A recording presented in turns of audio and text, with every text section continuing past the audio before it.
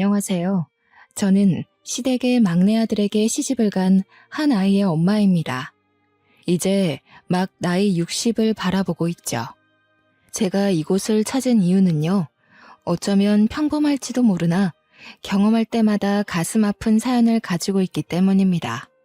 특별한 경험이나 기적 같았던 좋은 일을 풀어내러 왔다면 참 좋았을 것을 이렇게 시작부터 암울한 기운으로 글을 쓰는 게 아쉽네요.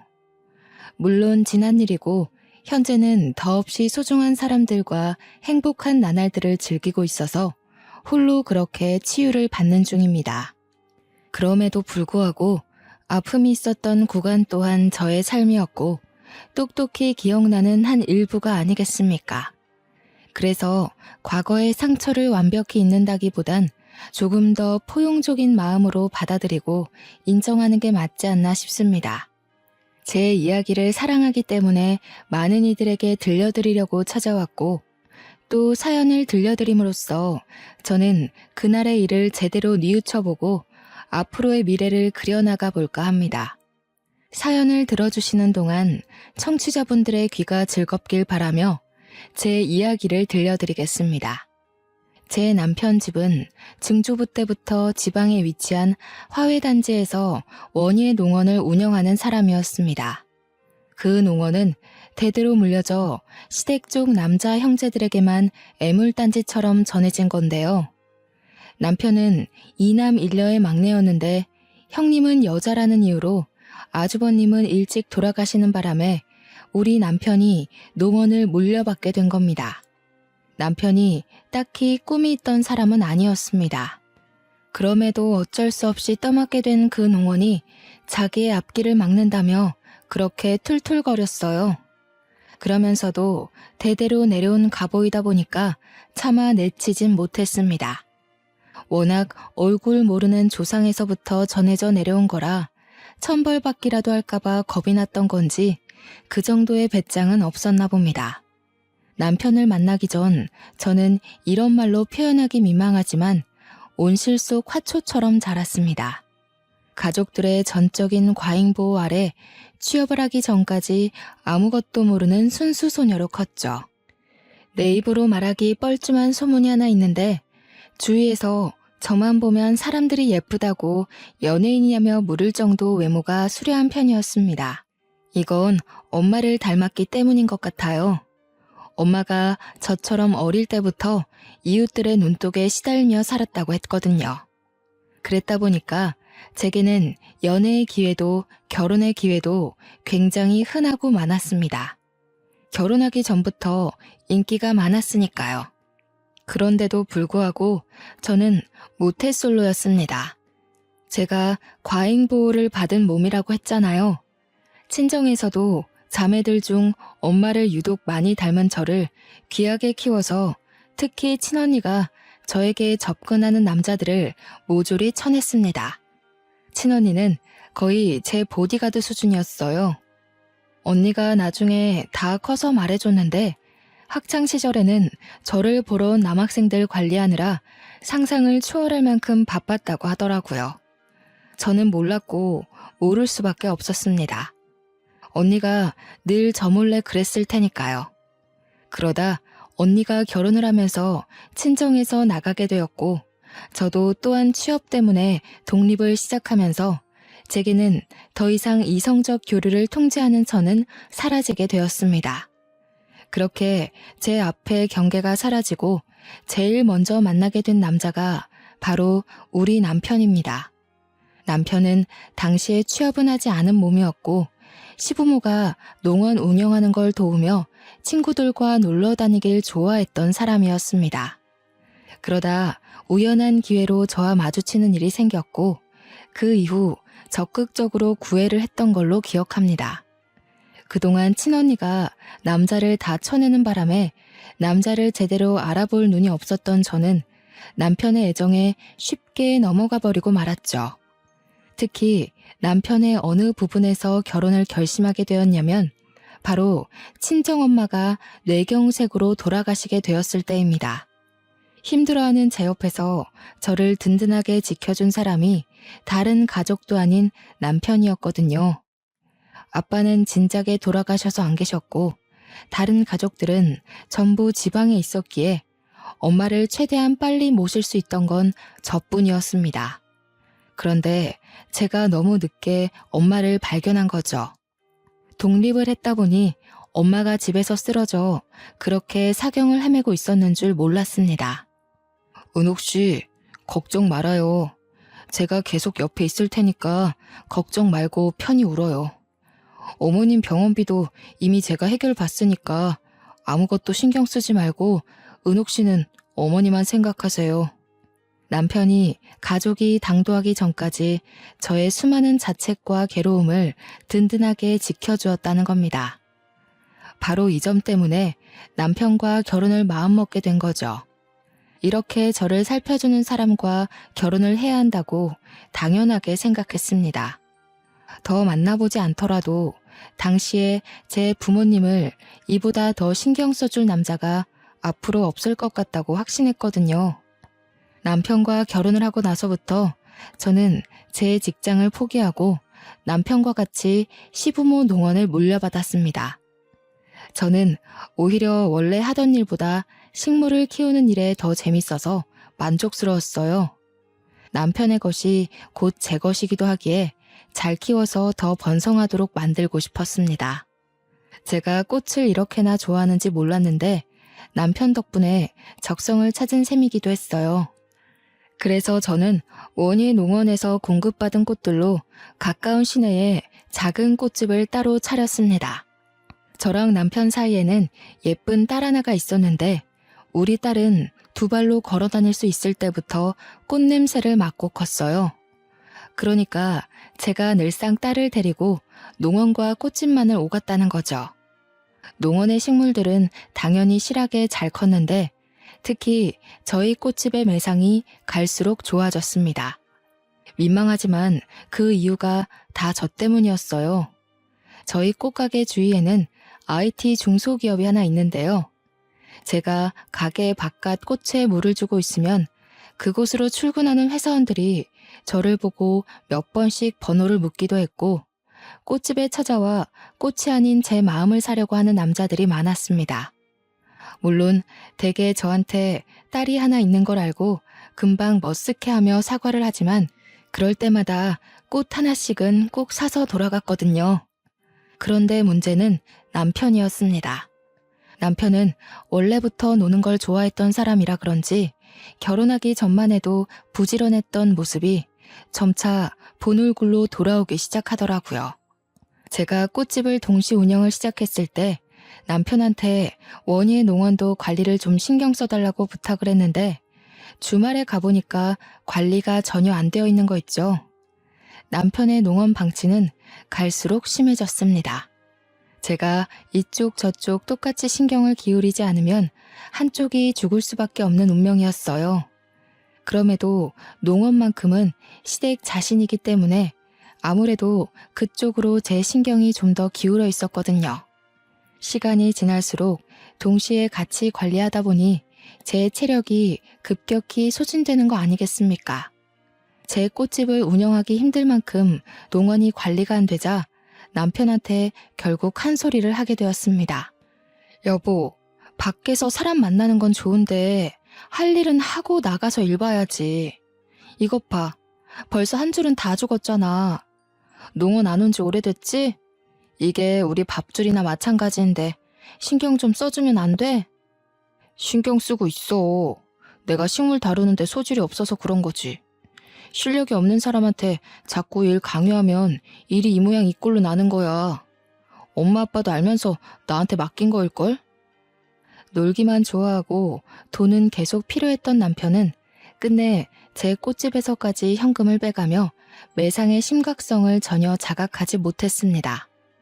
그래서 좀 당해보라고 저녁 반찬들을 대폭 줄여버렸어요. 아니나 다를까 남편이 반찬 상태가 뭐 이러냐면서 투덜대더라고요. 말했잖아. 우리 밥줄 간당간당하다고. 농원 관리가 안 되는데 무슨 돈으로 고기 반찬을 올려? 다른 곳에 쓸 돈 많아서 반찬은 한두 개만 만들기로 했어.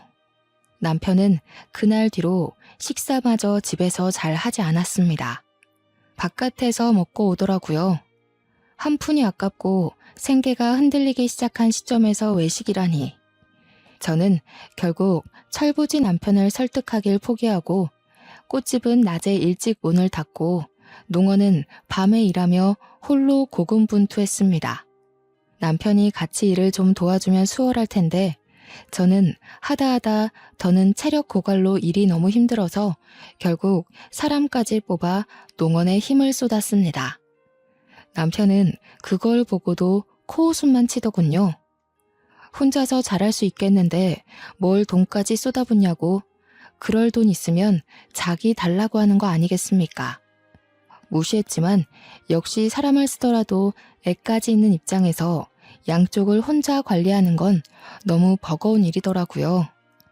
저는 3달 만에 단념하고 원희의 농원만이라도 살리기 위해 꽃집은 접었습니다. 다른 남자들은 제가 유부녀인데도 관심을 주면서 만나고 싶어 하는데 남편은 정작 저한테 관심이 차차 사라졌어요. 남편의 본색을 몰랐을 땐 사람이 변했다고 생각했습니다. 결혼 전만 해도 제게 누구보다 슈퍼맨이었던 남자인데 어떻게 결혼하자마자 태도가 달라질 수 있는 건지. 같은 사람이 맞나 싶을 정도로 저는 남편의 본색을 몰랐죠.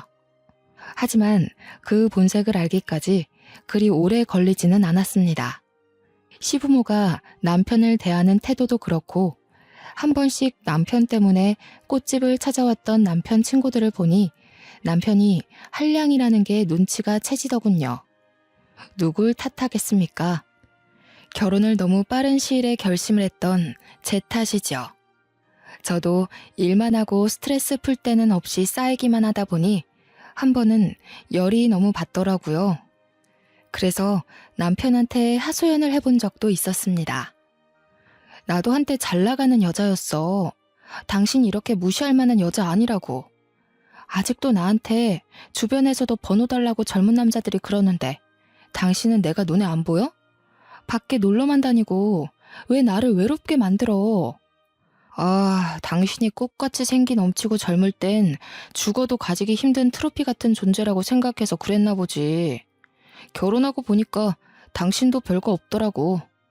지금 보면 점점 늙어가는 당신 외모가 연예인만큼 특출나게 이쁜 것도 아니고 성격도 그저 그래. 수더분하기만 한 게 약간 질린다고 해야 될까? 여자가 여우처럼 톡 쏘는 맛이 있어야지. 뭐라고? 지금 그게 와이프한테 할 소리야? 이렇게 변할 거면 그렇게 잘해주지 말았어야지. 나는 당신이 그 어떤 남자보다 내게 든든한 가족이 되어줄 거라고 믿었단 말이야. 남한테 내 인생을 거는 게 얼마나 큰 마음을 먹어야 되는지 알아? 세상에 나 좋다는 남자들 차고 넘치는데 그럼에도 고작 당신을 선택했던 건 단지 듬직함 때문이었어. 그래, 아직도 네가 꽃 같은 줄 아니까 그런 자만심을 보이는 거겠지. 남들이 이쁘다고 말하는 것도 다 당신 듣기 좋으라고 하는 말이야. 아니면 나처럼 못 가져서 안달난 이쁜 트로피를 갖고 싶어하는 남자거나. 당신 그런 달콤한 말에 속아 넘어가면 어차피 또 나 같은 남자 만날걸? 남편과 다툼을 벌인 그날 남편은 또 집을 나가버렸습니다. 저도 그날 밤 남편에게 연락도 해볼 생각 않고 울기만 했죠. 저도 참 미련했던 게 남편이 아무리 모질게 저를 대해도 연애 시절 다정했던 남편에게 정을 줘버린 저는 그렇게 남편을 향한 미련을 놓지 못했습니다. 딸이 보기에도 제 삶이 참 비루해 보였나 봅니다. 한날 사춘기가 되자 저한테 가리지 않고 직접 묻더라고요. 엄마, 아빠가 저렇게까지 나오는데 아직도 아빠가 좋아? 갈라서고 싶은 생각 없어? 나는 엄마가 아빠랑 이혼한다고 하면 무조건 찬성이야. 그리고 무조건 엄마 따라갈 거고. 이혼은 무슨. 아빠가 저래 보여도 뒤에서 엄마 다 챙겨줘. 그런 거 신경 쓰지 말고 너는 너 공부에만 집중해. 우리 딸 잘 되는 게 엄마한테 제일 큰 위안이야. 딸의 설득에도 저는 늘 남편 편이었고 남편을 믿었습니다. 하지만 그렇게 버틴 결과가 결국 이혼이 될 줄은 몰랐네요. 더는 남편의 행실을 참을 수 없게 만든 사건이 하나 있었는데요. 주변에 중소기업이 있다고 했잖아요. 남편이 거기 여직원이랑 바람이 났더라고요. 남편은 쪽팔린 줄도 모르고서 저한테 당당하게 이혼까지 요구를 했습니다. 그럼 나랑 우리 초이는? 당신한테 우리는 여태 뭐였어? 짐이었니? 어떻게 가족에 대한 생각을 눈꼽만큼도 안 할 수가 있어. 초이 앞에서 부끄럽지도 않아? 그러니까 초이 앞에서 더 망신당하기 전에 이혼하자고. 당신 내 얼굴 보면서 계속 살 수 있어? 딴 여자랑 지지고 볶는 거 다 알면서도 용서할 수 있어? 어차피 이렇게 살아봤자 우리 서로 속만 버릴 뿐이야. 조용히 갈라서자고. 그래도 저 혼자 이미 가족이 되어버린 남편을 믿고 소중히 생각하면서 참았는데 그동안 애쓰며 고군분투했던 수년이 통째로 날아가 버린 기분이었습니다.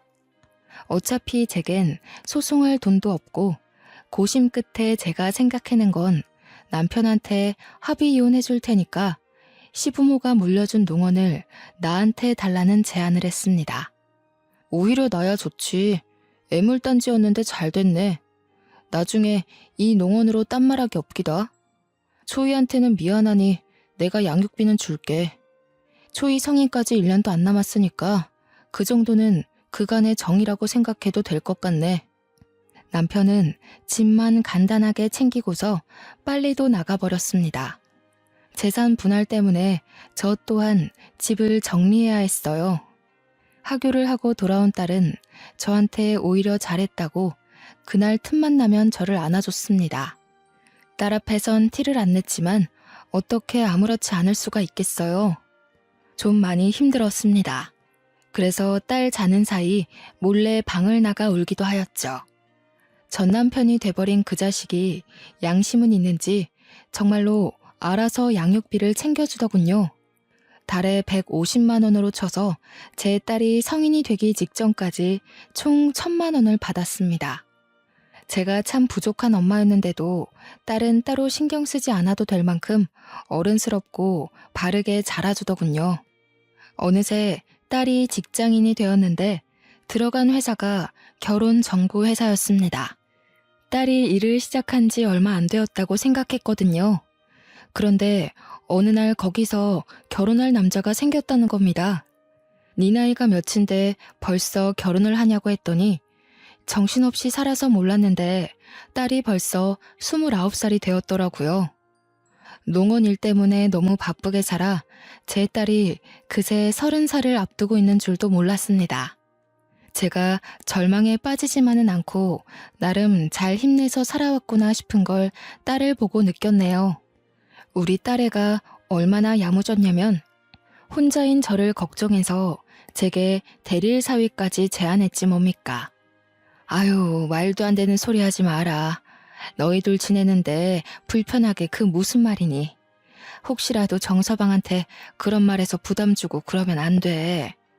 이미 남자친구는 오케이 했어. 시댁이랑은 아직 얘기해본 건 아닌데 남자친구 말로는 시댁 의견 신경 쓸 필요 없다고 하던데? 그냥 하는 소리지.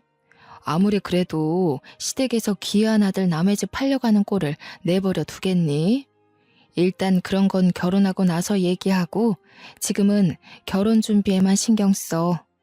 저는 괜히 사위한테 피해가 될까봐 한사코 거절했는데 딸은 결코 그냥 하는 소리가 아닌 듯 했습니다.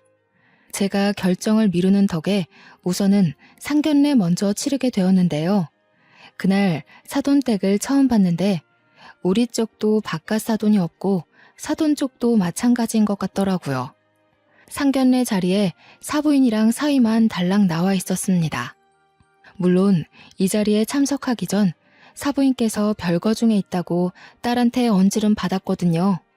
바깥 양반이 바람이 나서 그렇다는데 아직 법적인 부부라 이혼 관계는 아니라고 했습니다. 바람났다는 바깥 사돈의 얘기에 문득 제 전남편의 기억이 나서 순간 언짢았는데 사부인이 저와 같은 처지의 여자라고 하니 금세 마음이 가고 편해지더라고요. 또 사부인 성격이 굉장히 쾌활하여 상견례 자리는 생각 외로 원활히 진행되었습니다. 딸이 결혼하고 나서 본격적으로 대릴 사위 제안을 다시 했지만 저는 그때 진심으로 딸을 앉혀두고 제 마음을 전했어요. 엄마가 언제까지 너를 붙잡고 살 거야. 엄마도 그만 엄마 인생 살고 너도 앞으로 네 가정을 위해서 네 인생을 꾸려가야지. 정 걱정되면 엄마 집에 일주일에 한 번씩 들려주면 되잖니. 그리고 사부인도 혼자던데 너희 둘 다 엄마한테 붙어 있으면 사부인은 누가 봐줘? 내가 엄마를 두고 어떻게 혼자 가? 있던 사람이 없으면 그 빈자리가 얼마나 큰데. 옆에서 조잘대주는 사람 있어야 우리 엄마 기운내서 살아갈 사람이라는 거 내가 무엇보다 잘 아는데 어떻게 두고 가라고. 남편이 괜찮다고 했단 말이야. 같이 살면 안 될까? 엄마가 불편해서 그래. 딸이랑 사는 건 좋은데 아무리 딸이 사랑하는 사람이라지만 엄연히 남이지 않니. 마냥 아들 같다는 마음으로 24시간을 함께하는 건 좀 부담이 되네. 딸은 그제서야 제 제안에 납득을 하였습니다. 저와 떨어지는 것과 홀로 두는 걸 무척이나 속상해했지만 끝내 저의 뜻을 따라주었고 시댁으로 합가를 하게 되었죠. 그러자 딸이 그럼 남자라도 만나라고 자기 회사에서 최고로 좋은 남자 선별해 줄 테니까 맞선을 보라고 하는 거 아니겠습니까? 거절하면 또 엄마한테 붙어 살겠다고 할까봐 일단은 알겠다고 하고 딸을 진정시키느라 진땀 뺐어요. 그렇다고 딸이 정말로 남자를 소개시켜줄지는 몰랐습니다. 사위와 딸이 힘보태서 함께 자리를 마련해줬는데 나 부끄러워서 가기 싫었지만 사위가 직접 저를 데리러 오는 바람에 갈 수밖에 없었습니다. 그때 만난 남자의 첫인상은 그동안 배 나온 전남편 때문에 남자에게 질려있던 저의 고정관념을 바사삭 깨주었는데요. 그는 저와 비슷한 동년배 중년 남성이었고 자기 관리에 철저한 분인지 깔끔하게 수트 차림에다가 훤칠하기까지 했습니다. 좀 놀랐어요. 제가 당시 50대였던지라 제 나이대 남성들 기준이 전 남편과 같았기에 전혀 기대 안 하고 왔거든요. 주책이겠지만 첫인상에서 벌써 오묘한 기분을 느꼈습니다. 오랫동안 식어있던 심장이 살아 움직이는 듯 했어요. 이성민이라고 합니다. 듣던 대로 참 미인이시네요. 젊을 때 인기 꽤 많으셨을 것 같은데 제가 감히 은옥 씨 성에 찰지 모르겠습니다. 그래도 오늘 시간만큼은 최선을 다해서 근사하게 모실 테니까 예쁘게 봐주셨으면 좋겠어요. 성민 씨의 말에 저는 제대로 된 소개를 하기도 전에 웃음이 새었습니다. 제가 남자 앞에서 또다시 웃을 수 있게 될 줄은 정말 상상도 못했네요. 성민 씨와 대화를 하다 보니 저는 성민 씨에게 더 마음의 문을 열 수밖에 없었는데요. 성민 씨가 이혼남이란 얘기는 사전에 들어서 알고 있었지만 저와 같은 상처가 있는 사람인지는 몰랐거든요. 전부인이 바람나는 바람에 이혼을 하게 되었고 전부인과 전부인의 상간남 때문에 하던 사업까지 망할 뻔했다고 하지 뭡니까. 나름대로 성민 씨는 그때가 꽤 큰 상처일 텐데 초면에 저한테 고백해준 그 용기가 저는 참 마음에 들었습니다. 저 또한 성민 씨에게 제 이야기를 털어놓음으로써 비슷한 아픔을 가지고 있다는 걸 알려줬어요. 그리고 남자에 대한 반감도 없지 않아 남아있다고도 솔직하게 밝혔죠. 배우자가 불륜으로 상처를 줬다면 당연히 새로운 인연에 반감이 생길 수밖에 없다는 거 이해합니다. 하지만 꼭 말씀드리고 싶어요. 이 넓은 세상에 모든 남자가 다 악질적인 사람은 아니라는 걸요. 제가 그걸 꼭 은옥 씨한테 증명해 보이고 싶습니다. 분명히 성민 씨는 전 남편과 같이 제게 달콤한 말을 해준 게 맞습니다. 이쯤에서 하필 전 남편이 경고했던 나를 꼬시기 위해 접근하는 남자일지 모른다는 말이 떠오르더군요. 그럼에도 제가 남자를 한 번 더 믿어보게 된 건 전 남편과 다른 점을 하나 발견했기 때문이었어요. 저한테는 전 부인이 첫 여자였어요. 결혼 생활 한 1년 했는데 그 여자가 결혼 전만 해도 참 조신한 사람이었거든요. 그런데 결혼하고 나니 돌변하더라고요. 알고 보니 저와 결혼해서 돈 타먹으려고 접근한 거였지 뭐예요. 저와 닮아도 너무 닮은 상처를 가지고 있었기 때문에 성민 씨가 내민 손을 제가 잡았던 것 같습니다. 저희는 서로 낙오된 상처를 보듬어 주느라 시간 가는 줄 모르고 얘기를 했어요. 같은 아픔을 가졌다는 것 외에도 공통점이 너무 많더라고요. 전 남편이랑은 생활 습관부터 소비 습관 등등 같은 게 하나도 없었는데 이런 남자도 세상에 있을 수 있구나 싶은 생각이 들었습니다. 그게 마음이 잘 통한다는 시그널인 줄도 모르고 저희는 만남을 길게 지속해갔고 결국 성민 씨에게 청혼을 받게 되었죠. 제 인생 두 번째 남자였습니다. 성민 씨가 너무 괜찮은 사람이란 걸 알고 있고 만남을 이어온 지 4년이 되어도 한결같다는 거 압니다. 그러나 이미 전 남편한테 대인 것이 있기 때문에 또 같은 실수를 반복하는 꼴이 될까봐 선뜻 청혼에 응하기가 망설여지더군요. 그게 너무 표정으로 드러났나 봐요. 제 마음을 눈치챈 성민 씨는 제가 준비될 때까지 재촉하지 않고 1년을 더 기다려 주었습니다. 성민 씨의 일관된 마음 덕분에 저 또한 성민 씨에 대한 확신을 얻고 재혼을 결정하게 되었네요. 저희 기쁜 소식과 함께 딸에게도 기쁜 소식이 들려왔는데요. 바로 딸이 임신을 했다는 거 아니겠습니까? 너무너무 축하하지만 금세 걱정이 되더라고요. 눈에 넣어도 안 아플 딸이 앞으로 산모로서 감내해야 할 힘든 시간을 보내야 한다는 생각에 마음이 안 좋았습니다. 그때도 성민 씨가 제게 큰 의지가 되어 주었어요. 항상 제 기분을 빠르게 눈치채주던 성민 씨는 이미 사업으로 한 자리 크게 하고 있는 사람이라서 돈이 많았는데 제가 근심이 큰 걸 알고 딸에게 각종 좋은 한약이나 산모에게 필요한 영양제 등 관리를 대신 신경 써주더라고요. 딸도 자기가 저한테 맺어준 남자였기 때문인지 성민 씨를 새아빠로 받아들이는 건 금방이었습니다. 제가 봐도 둘은 어색함 없이 부녀 관계로 잘 적응해가고 있었어요. 성민 씨 때문에 하루하루 제가 얼마나 소중한 여자인지 느끼며 결혼 생활을 했습니다. 전과는 비교도 안 될 만큼 행복한 삶이었죠. 그러나 또 너무 건강하기만 하면 작은 돌부리에 걸려 넘어져도 크게 아프지 않습니까? 아니나 다를까 전 남편 때문에 고생했던 저의 인생도 조금씩 피고 있는 건가 싶던 시기에 심장 철렁할 불행이 닥쳐왔는데요. 그건 바로 딸의 전화로 시작되었습니다. 엄마, 어머님이 아무래도 남자 생겼나 봐. 애한테 자꾸 여자는 남자한테 대우받고 살아야 된다면서 이상한 소리를 하는 거 있지? 그것 때문에 요즘 미치겠어. 잠깐 애를 두고 주방에서 일도 못 봐. 돌아서면 남자 얘기를 하는데 아직 우리 애 5살이잖아. 뭐?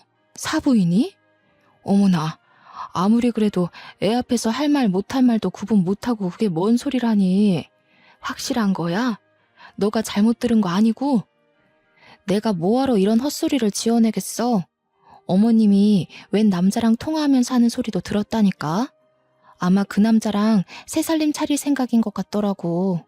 오늘 우리한테 소개시켜준다고 저녁에 시댁으로 데리러 올 거래. 아버님이랑은 확실히 이혼할 거고. 사부인을 본 건 상견례 이후로 한 번도 없었습니다. 제게 사부인은 그저 쾌활한 사람이었고 또 바깥 사돈이 바람펴서 별거를 했다길래 사부인도 저처럼 상처 때문에 슬프게만 지내고 있을 거라 생각했어요. 그런데 새살림이라니. 솔직히 아직 이혼을 한 것도 아닌데 벌써 새로운 남자와 살림을 차릴 거라는 게 저는 좀 이해하기 어려웠습니다. 그리고 그날 저녁 딸에게서 온 전화는 저를 사부인 댁까지 찾아가게 만들었죠. 엄마, 어머님께서 부른 아저씨가 방금 왔는데 나 너무 놀라서 말도 제대로 안 나오려고 한다. 아빠가 왔어. 말도 안 된다고 생각할 수도 있지만 아빠가 맞아. 처음엔 잘못 들은 줄 알았습니다. 그런데 딸이 모르는 아저씨를 보고 그런 쉰소리를 할 리가 없지 않습니까? 딸이 아빠 얼굴을 알아볼 때쯤에 제가 이혼을 했기 때문에 딸의 말이 착각일 리는 더더욱 없었습니다. 딸 못지않게 놀란 저의 과거 트라우마가 다시 비집고 올라오면서 너무 불안해졌어요. 이걸 성민 씨에게 말하자 성민 씨가 먼저 나서서 저와 함께 당장 사부인 댁으로 향했습니다. 제가 집으로 들이닥치니 놀란 사부인이 영문도 모르고 서 있었는데 그 옆으로 정말 제 전남편이 함께 있는 거 아니겠어요? 내 인생으로 모자라 내 딸 인생까지 망치려고 개벌은 남 못 주고 아직도 이런 짓 하면서 살았니? 네가 뭘 하고 살든 내 알 바 아닌데 양심이 있으면 우리 앞에 다시는 나타나지 말았어야지. 무슨 낯짝으로 다시 얼굴을 드러내? 저는 전 남편한테 무작정 막말을 퍼부으며 제 딸을 보호했습니다. 그리고 그때 예상치 못한 일이 발생했는데요. 잠자코 저를 따라와줬던 성민 씨가 급발진하며 나서서 전 남편의 멱살을 잡는 거 아니겠습니까? 너 이 자식, 네가 여기 왜 있어? 또 누구 인생 망치려고 여기서 나타나? 네가 은옥 씨 전 남편이냐? 은옥 씨한테 상처 주면서까지 내 가정 파탄 내놓고 이제 와서 또 은옥 씨를 건드리겠다. 내가 너 다시 만나면 가만 안 둔다고 했지? 아씨 뭐야? 둘이 뭐야? 어쩌다가 이렇게... 나는 모르는 일이야. 두 사람이 이 집이랑 무슨 관련이 있는지도 모르고 온 거라고. 놀랍게도 제 전남편이 성민 씨의 전부인과 바람난 남자였더라고요.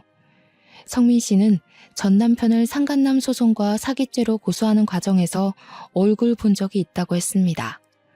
전남편도 성민 씨의 얼굴을 보고 기억이 났는지 당황하면서 자기의 억울한 주장을 피력하더군요. 그러기도 잠시 금세 얼굴색 바꾸고는 뻔뻔하게 성민 씨와 저를 보고서 큰 소리로 비웃기 시작했습니다. 버림받은 처지끼리 들러붙어서 잘도 가정 이뤘나 보네. 초이는 어디에 내다 버렸대? 자식까지 버리면서 새 남자 만나고 싶었나 봐. 듣자하니 전 남편은 당시 같은 공간에 있는 제 딸이 너무 훌쩍 커버려서 자기 친딸인지도 모르는 듯 했습니다. 몰라볼 수 있을 만큼 딸이 잘 자라주긴 했지만 그래도 자기 자식을 못 알아보고 헛소리하는 남편이 참 한심하더군요. 내가 당신처럼 몰상식한 부모인 줄 알아? 어디다 대고 나를 똑같은 취급해. 그러는 당신은 여태 못나서 아직도 부끄러운 줄도 모르고 또 상스러운 짓을 하고 있었어?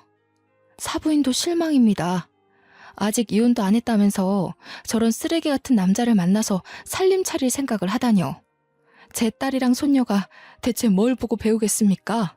어머머, 사부인 말 우습게 하네요. 내가 어디 피해주면서 사람을 만났습니까? 사실상 나는 이미 이혼을 한 몸이에요. 이렇게 홀로 산 지가 몇 년인데 함부로 얘기하지 말아요. 그리고 내 며느리랑 손녀가 뭘 못 배운다는 건데요. 내가 무슨 실수를 했다고. 나는요, 내 딸한테 더는 추접한 사람들 보여주기 싫거든요. 이미 망한 제 첫 결혼을 보여주는 것도 죄스러운데 더는 이런 부정행위 알게 하고 싶지 않다고요. 시어머니란 사람이 나이 한참 어린 며느리 앞에서 대체 뭐 하는 짓입니까? 저와 사부인의 말다툼에 잠자코 듣고 있던 전 남편은 제 딸의 얼굴을 유심히 살피더니 두 눈이 떨리기 시작하더군요.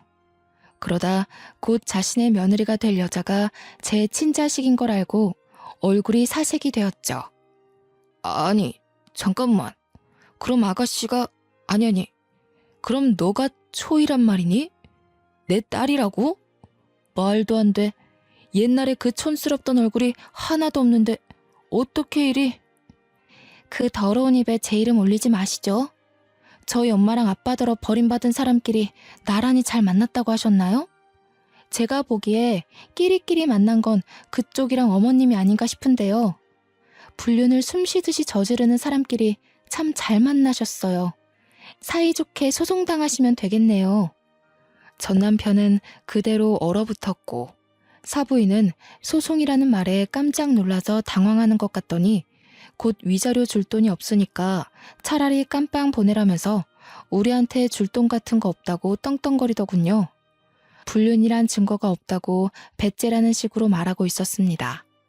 우기는 게 얼마나 전 남편과 똑같던지 웃음도 안 나왔어요. 증거가 있으면 소송하긴 편하겠다고 생각했는데 그 순간 듣고 있던 딸이 자기 시모에게 알겠다고 말하고 혹시 몰라서 몰래 휴대폰으로 녹음하고 있었다며 대담한 기질을 발휘해놨지 뭡니까. 심지어 그 목소리 녹음해놓은 걸 급하게 오고 있는 사위한테 발송했다고도 했습니다. 그래서 한바탕 난장판이 끝나가던 와중 사위가 도착해 또 한 번의 전쟁이 일었는데요. 사위 입에서 저는 제 사연보다 더한 사연을 듣게 되었습니다. 어머니, 너무 실망입니다. 정말 제가 모를 거라고 생각하셨어요? 자식들한테 아버지를 바람핀 불륜남 이미지 만들어 놓고 본인은 평생 떵떵거리고 살고 싶었나 본데 실패하셨네요. 며칠 전에 아버지한테서 연락받았습니다. 어머니가 불륜녀였다면서요? 어떻게 10년 넘게 저한테 거짓말을 하실 수가 있어요? 뭐라고? 네가 그 양반이랑 어떻게 연락을 했다는 거야? 그 양반한테 내가 니들 앞에 나타나는 일 없게 하라고 돈까지 줬는데? 아버지 말대로 어머니가 틀린 게 맞네요. 아버지를 죽도록 옥망하는 저를 보고 속으로 많이 비웃으셨겠어요. 자식들 다 속여가면서 불륜녀인 거 숨겨봤자 손바닥으로 하늘 가리는 겁니다. 오늘부로 저는 어머니를 죽을 때까지 보지 않을 거예요. 이제부터 자식은 없다고 생각하세요. 저 남자 데리고 가서 죽든 말든 혼자 알아서 사시라고요. 사위의 말에 사부인은 절망하며 자기 아들을 붙잡았고 뿌리치는 사위에게 넙죽 엎드리며 엄마가 잘못했다고 사정하기 시작했습니다. 전 남편은 자기 딸 앞에서 창피하기라도 한 건지 아무 말 없이 고개만 숙이고 있더군요. 전 남편이 저와 이혼한 뒤에 어디 나이트클럽에서 일을 했다는데 사장도 아니고 사장 밑에 뒤치다꺼리하는 사람으로 있었다고 하더라고요. 성민 씨 얘기를 듣고 알았습니다.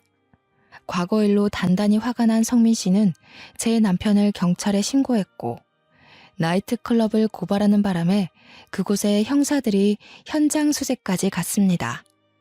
전 남편 사업장은 마른 하늘의 날벼락식으로 수색을 당했는데 거기서 부정행위가 대거 발각이 되었지 뭡니까? 알고 보니 전 남편은 경찰들의 눈을 피해 불법 도박장 운영까지 하고 있었고 그 나이트는 불륜의 메카로 유명한 곳이었습니다. 많은 남녀가 불륜을 밥 먹듯이 하러 드나들던 곳이더라고요. 전 남편 때문에 거기 사장까지 전 남편이랑 손잡고 깜빵 가게 된 거죠. 게다가 전 남편은 위자료 때문에 형량이 훨씬 더 늘어났고 시모 또한 정말 위자료 갚아줄 돈이 없어서 교도소를 갈 수밖에 없는 사정이었습니다. 그렇게 난리도 아닌 난리를 겪고 나니 문득 딸의 마음이 걱정되더라고요. 저는 딸에게 전 남편의 못난 모습을 대신 사과했습니다. 혹시라도 친부의 망가진 모습 때문에 딸 마음이 속상하진 않을까 싶어서 위로하려고 했죠. 그런데 딸은 제 생각보다 더 강인한 아이더라고요. 엄마는 괜찮아? 나는 피 섞였다고 무조건 아빠로 모셔야 된다고 생각 안 해. 진작에 친부 같은 거 잊은 지 오래야. 그리고 내가 친부를 기억하면 새아빠 입장에서 얼마나 속상하겠어. 나는 지금 엄마 옆을 지켜주는 아빠가 더 중요해. 개버릇 못 고치는 그런 아저씨 말고. 엄마가 알아서 다 처리했어야 하는 건데 너한테 2번이나 그런 꼴 보게 해서 그러지. 그나저나 사돈댁이 풍비박산 난 꼴이라 어쩐다니? 정소방 마음도 안 좋을 것 같은데. 남편이랑 상의했는데 아버님 모시고 지내기로 했어. 아버님께서 혼자 뱃일하면서 외롭게 사셨더라고. 이제부터라도 모시면서 남편이랑 아버님이랑 잘 지내보려고. 아버님이 우리 딸 엄청 예뻐해. 뱃일하면서 버신 돈으로 계속 애 장난감 사준다니깐. 어머나, 좋은 분 같아서 정말 다행이다. 엄마도 언제 한번 시간 되면 바깥 사돈한테 인사드리러 가야겠어.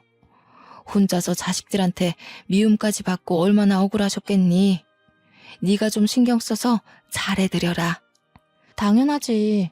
엄마야말로 내 걱정 그만하고 새아빠랑 잘 지내기로 약속해. 나 진짜 새아빠 없었으면 어쩔 뻔했어? 내가 엄마 걱정 덜고 편히 지낼 수 있는 것도 다 새아빠 덕분이야. 아빠, 우리 엄마 계속해서 잘 좀 부탁드려요. 그럼 당연하지. 네 엄마한테는 내가 아직도 해주고 싶은 게 많아. 하루가 모자라서 매일매일 바쁘거든. 그러니까 초이도 엄마 보고 싶으면 아빠한테 허락받고 만나. 성민 씨의 농담 섞인 말에 딸이 키들거리면서 즐거워했습니다. 제가 확실히 복을 가지고 있긴 하다는 걸 그때 느꼈어요. 과거와 다르게 트라우마를 떠올려도 저를 살펴주고 일으켜주는 사람들이 주위에 있다 보니까 힘들었던 과거가 제법 무뎌지더라고요. 물론 기억이 흐릿해지는 건 아니었습니다. 그래도 제 얼굴에 웃음이 진다는 정말 많은 발전이에요. 성민 씨를 만나기 전까진 딸이 없을 때 한 번씩 울고 그랬거든요. 그리고 소중한 사람들 덕분에 미뤄둔 숙제를 끝내버린 것 같아서 시원하기도 했습니다. 과거 전 남편의 행실에 대해 복수란 걸 생각도 안 하고 있었거든요. 그저 농원 넘겨받은 걸로 만족하려고 했단 말이죠. 자포자기였던 제가 뜻하지 않게 좋은 인연과 자랑스러운 딸이 있어 마지막 남은 응어리를 싹 씻어내리지 않았나 싶어요. 당연히 농원은 아직도 제가 관리 중입니다. 성민 씨가 인력을 구해주는 덕에 제가 오너로 직원들에게 보고를 받는 식으로 가꾸고 있어요. 그리고 저는 전 남편 때문에 어쩔 수 없이 접었던 꽃집을 다시 운영하게 되었는데요. 집이랑 가까운 곳에 자리를 구해서 작게 꽃집을 하는데 지금은 시대가 많이 좋아졌는지 사람들이 온라인으로도 꽃을 많이 판매하더라고요. 그래서 최근에는 우리 사위한테 부탁해서 시간 날 때마다 컴퓨터를 배우고 있습니다. 사위가 가끔씩 저한테 미인이신데 똑똑하기까지 하세요 라고 입에 바른 칭찬을 해줄 때면 아부인 줄 알면서도 그렇게 민망하답니다.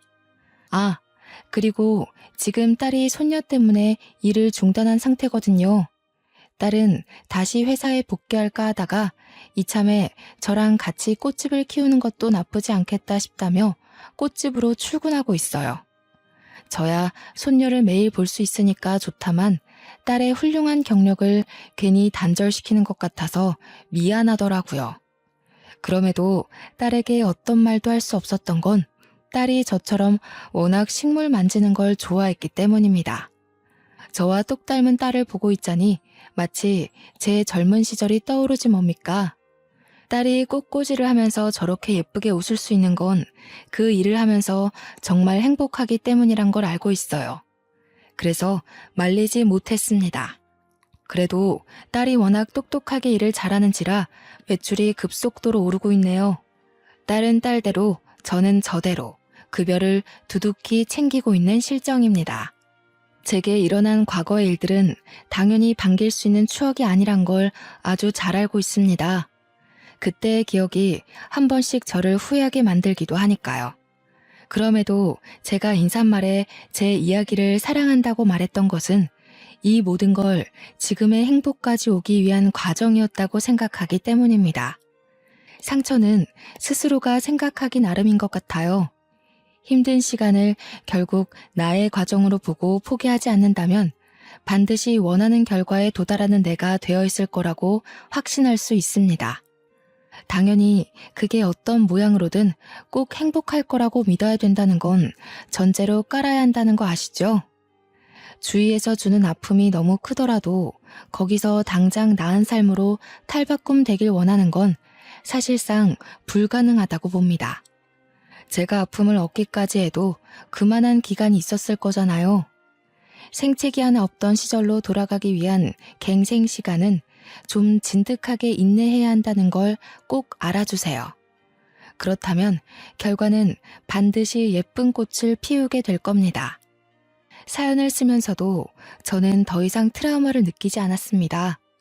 그때의 기억이 오히려 하나의 장면으로 사진처럼만 지나갈 뿐이네요. 그래서 저는 저를 밝히는 이 시간 또한 즐거웠다고 말씀드리고 싶습니다. 청취자분들도 제 사연을 듣고 꼭 희망을 가졌으면 좋겠어요. 그럼 여러분 모두 꽃길까지 힘내서 걸어가시길 응원하겠습니다. 감사합니다.